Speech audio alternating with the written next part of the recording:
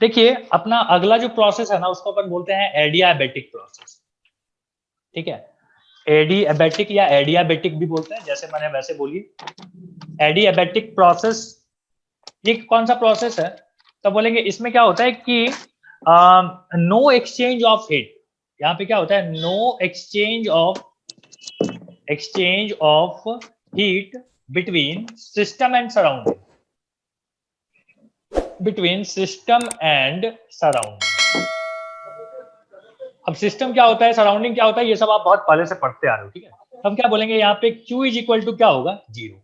मतलब heat loss या heat gain क्या होगा? जीरो।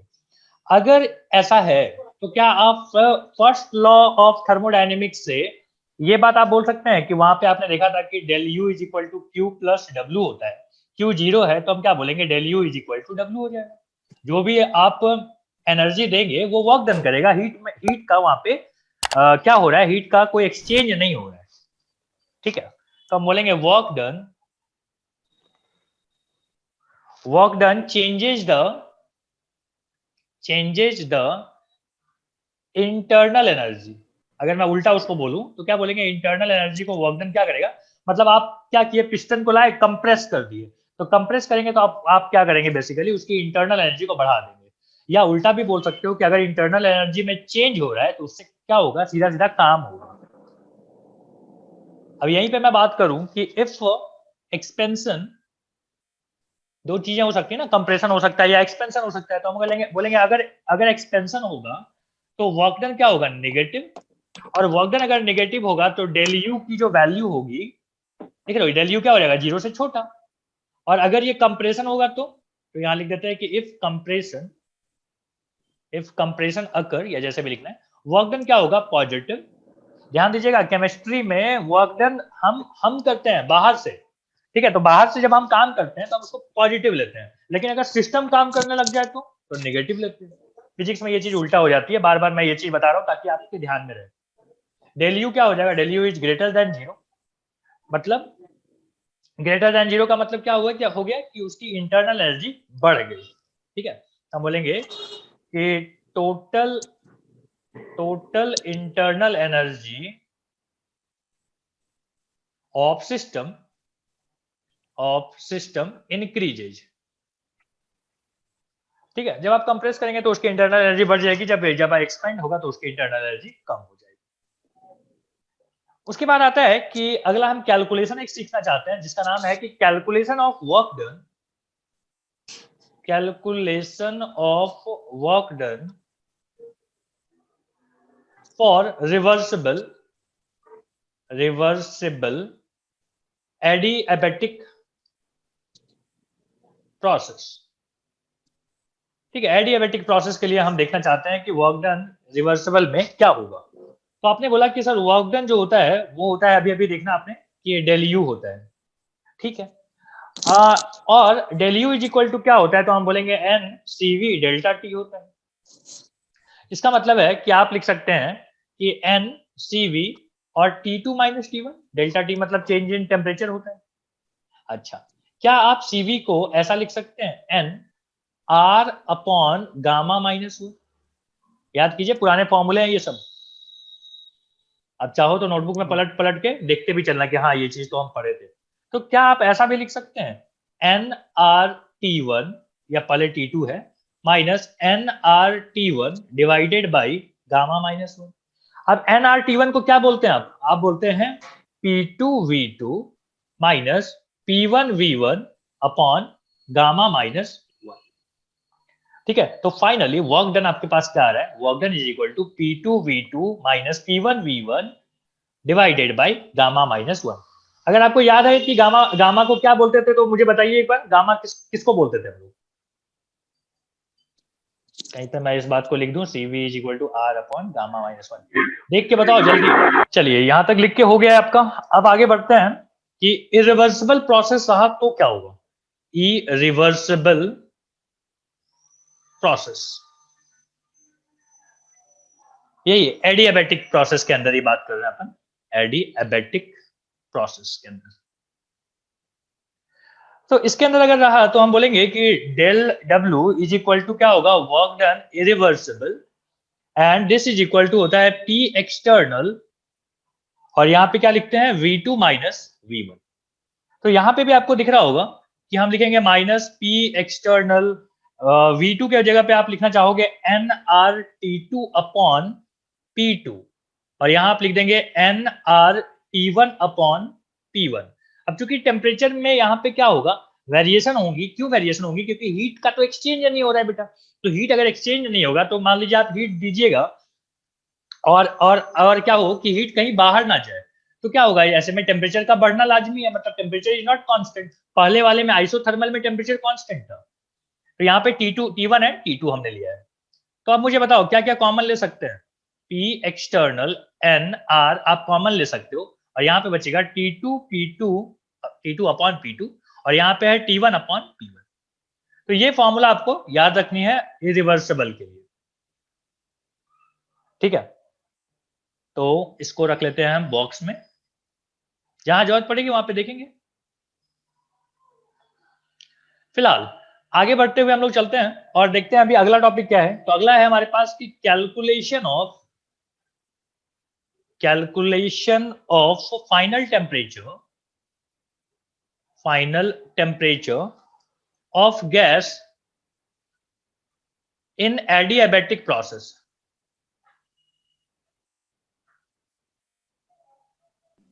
एडियाबैटिक प्रोसेस, फॉर्मूला बहुत सारे।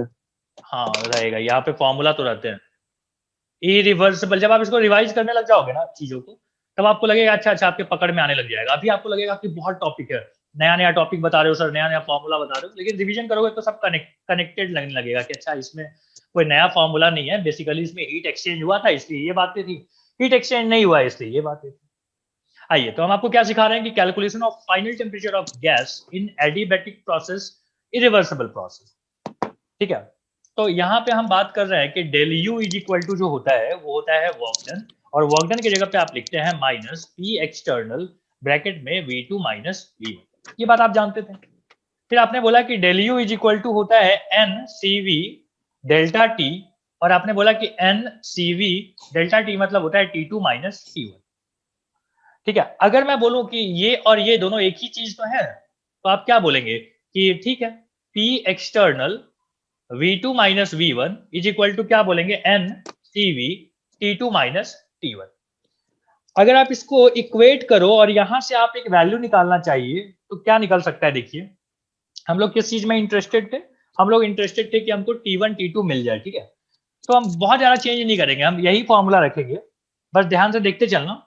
मैं बस ये करूंगा कि ये जो CV है ना, कहाँ गया CV? ये CV को आप क्या लिखना चाहते हो बताइए, पहले लिखा था, दिमाग पे थोड़ा जोर डालो, क्या था?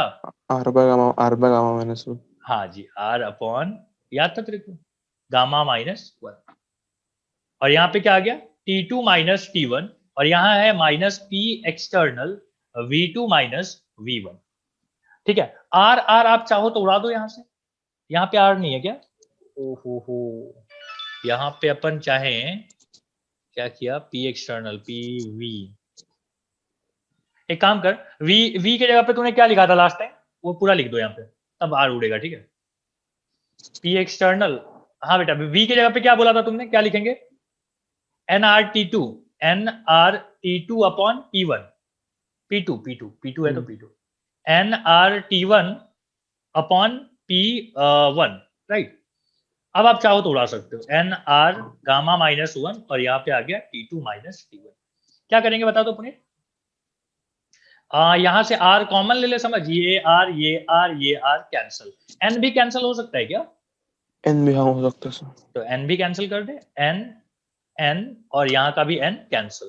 सो अब आपको बेसिकली दिख रहा होगा कि हम लिख सकते हैं T2 minus T1 upon gamma minus 1 is equal to minus P external, और यहाँ पे आ गया बेटा 1 upon T2 minus 1 upon T1, ठीक है? अब मैं अलग नहीं करना चाहता हूँ यहाँ पे कि झूठ मूठ का इसको जाके उधर मल्टीप्लाई करे और T2 निकाले। आपको ये इक्वेशन से सब कुछ समझ में आ गया है, या मन करेगा तो लिख देना T2 इज इक्वल टू यहाँ से कितना होगा, हम इस बात को याद रख लेंगे। और बेसिकली ये भी कुछ नया काम नहीं किया मैंने इन दोनों को खाली इक्वेट किया है बस,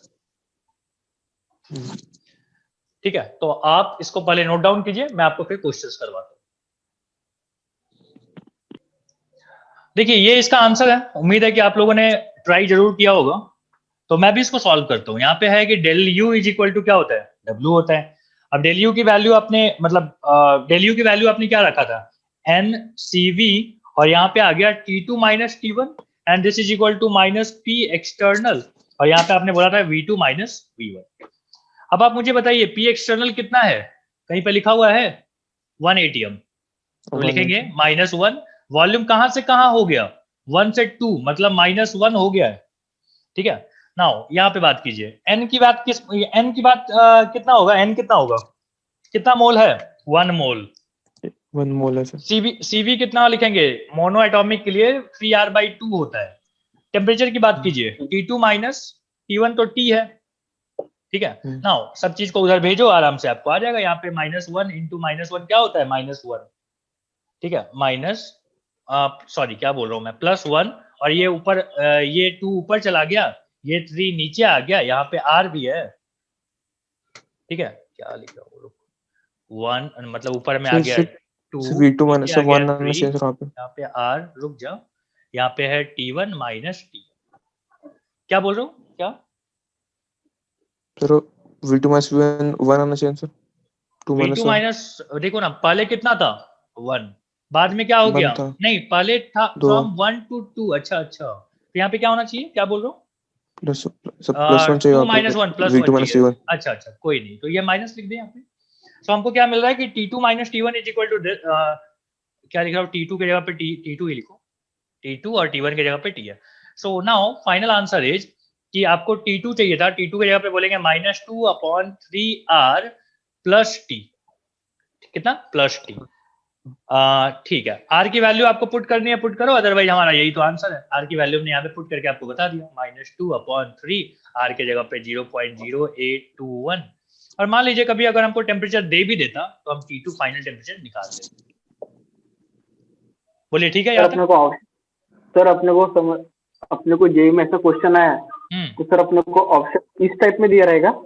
हाँ नहीं, ऑप्शन रहेंगे ना, ऑप्शन रहेंगे, बहुत सारे रहेंगे। मान लो तुमको उसमें, अब इसमें इसका ऑप्शन तो नहीं देखा था, लेकिन यही था उसका ऑप्शन कि ठीक है, नीचे में ये वैल्यू भी नहीं थी, आर थी, टी माइनस इतना करके ऐसा लिखा हुआ था, टी माइनस 2/3 आर की वैल्यू मैंने पुट करवा दिया कि देखो आर की वैल्यू इतनी होती है। चलिए नेक्स्ट सवाल पे आते हैं जल्दी से। देखो इस सवाल में हम लोग क्या करने वाले हैं कि पहले आप क्वेश्चन देखिए ध्यान से पढ़ के, बोलता है कि an ideal mono atomic gas हमारे पास दिया हुआ है, और आपको पता है कि मोनो एटॉमिक गैस का अगर नहीं भी दिया था ना ये सीवी, तो हमको पता था कि 3/2R होता है, मतलब 1.5R। इनिशियली जो उसकी टेम्परेचर थी वो कितनी थी, मतलब T1 इज 298, और क्या दिया हुआ है, और उसका प्रेशर कितना दिया हुआ था, तो प्रेशर हमारे पास था 1.01। एक मिनट, हाँ जी, क्या बोल रहे थे हम लोग कि 1.01। तो एक काम करते हैं, सीधा सीधा वैल्यू अब पुट कीजिए, और यहाँ पे del U is equal to होता है वर्क डन, फिर आपने बोला N C V T2 minus T1 is equal to minus P external V2 minus V1। यही था फॉर्मूला। अब आप एक एक करके पुट करो, एन सीवी के जगह पे आपने बोला सर 1.5 से अच्छा लगता है 3/2R लिखना, लिख दीजिए। T2 कितना है, T2 को मान लीजिए T2 ही है, और इनिशियल कितना है 298 है, और यहां अपन लिखेंगे कि पी एक्सटर्नल कितनी है, पी एक्सटर्नल, तो पी एक्सटर्नल को ना एक काम कर ले, ऐसे कर लो कि पी एक्सटर्नल कहीं पे दिया हुआ था, गैस रुक और जा वो रुक जा भी रुक जा, हाँ 0.013 0.01। 0.013 दिया। हाँ, तो क्या हम इसको 1 एटीएम लिख सकते हैं, 3। नहीं नहीं, रुक जाओ रुक जाओ रुक जाओ, मेगा मेगा है वो हाँ ना, और यहाँ पे क्या दिया हुआ है नहीं अपने से नहीं लिख पास, सकते, बहुत छोटा। हाँ मेगा अगर दिया है तो भैया ऐसे सर नहीं इसमें करना वॉल्यूम नहीं है सर, बिना वॉल्यूम वाला चाहिए अपने है। एक को। रुक जा ये किलो ही रख ले, ठीक है, 1.03 किलो पास्कल रख ले, किलो पास्कल को अपन क्या बोलते हैं, 1 एटीएम बोलते हैं, दिस इज 1 एटीएम।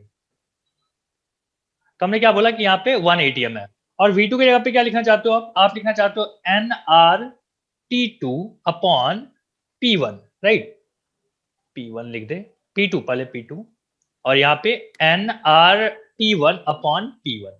अब आप वैल्यू पुट कर सकते हो, N बाहर ले ले, R भी बाहर ले ले, T2 कितना है, T2 की वैल्यू कहाँ पे लिखा हुआ था बताओ, टेम्परेचर कितना, फाइनल टेम्परेचर नहीं पता, T2 लिख दो यहाँ पे, और यहाँ पे P2 कितना है, P2 इज 1, यहाँ पे P1 कितना था 10, 10 कैसे पता आपको? सर 1 कहाँ पे दिया है? बताता हूँ। अगर मैं बोलूं कि हमारे पास ये कितना आ रहा है इनिशियली हमारे पास इतना है ना, यहाँ पे है 10 1 एटीएम है ना, और पहले बाद में सर कितना हो गया एक्सपेंशन के बाद उसका टेम्परेचर कितना है इतना। इसको एक काम करना है, नहीं इसको सर, 8। हाँ सर ये एक्सटर्नल प्रेशर दिखा है सर यहाँ पे, एक्सटर्नल प्रेशर कहाँ पे बेटा? देखो सर, यहाँ पे एक्सटर्नल प्रेशर दिखा है सर, एक्सटर्नल प्रेशर 0.13 एटीएम। वो कांस्टेंट एक्सटर्नल प्रेशर मतलब समझ में आ रहा है, पहले प्रेशर इतना थी, बाद में जब इक्विलिब्रियम पे पहुंच गया मतलब अब एक्सपेंशन नहीं हो रहा है, तो बाद में प्रेशर कितनी हो गई है, इतनी हो गई है। ठीक है, तो पहले आपके पास कितना था? पहले आपके पास था ये वाला, मतलब P2 यहाँ पे लिखना पड़ेगा, ये वाला इतना मतलब कितना एटीएम, बस वही लिख दे 0.013 P2, और P1 पहले कितना था? P1 था यहाँ पे 1 एटीएम, तो 1 ही लिख दे। ठीक है, नाउ NR तो तुमने कॉमन ले लिया है, T1 कितना था? 298। ठीक है, सब कुछ मिल चुका है अपने को, देख लो ध्यान से, N और R यहाँ से चाहो तो उड़ा दो आप, अगले लाइन में लिखना NR 3/2, ये दोनों को उड़ा दो। ठीक है, सर अपने पास डायरेक्ट फॉर्मूला भी था। तो यहाँ से T2 मिल जाएगा ना, सब कुछ तो है, तो कैलकुलेशन है, कैलकुलेशन कीजिएगा। अब कैलकुलेशन कीजिएगा तो आपको T2 की जो वैल्यू मिलेगी ना, वो मिलेगी 190.7 K, ऐसा लिखा हुआ है, देख लीजिएगा। अगर आपका इतना आता है तो ठीक है, नहीं आता है तो जो भी आया है वो आपका सही है। ठीक है, सारी वैल्यूज हमने यहां से लेके पुट किया, आपने देख लिया।